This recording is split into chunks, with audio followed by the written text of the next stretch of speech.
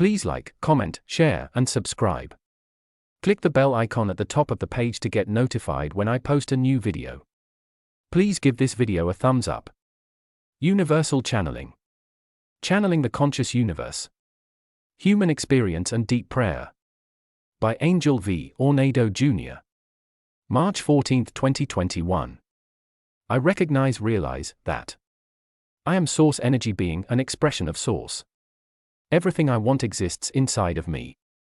I realize I can activate what I want with purposeful action, making me fulfilled, embodied, focused.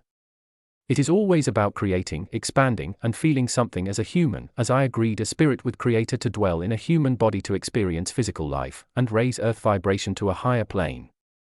I have merged my sacred heart with my soul, providing me access to wisdom and infinite intelligence in my sacred mind. Divinity, love, infinity, and my physical body are fully merged, the keys to a higher vibrational frequency within me. The perspective, the vibration of oneness, the law of oneness flows through me, recognizing oneness of the entire universe, of the Creator and the earth, allowing me to fully embody the multidimensional template of the law of oneness.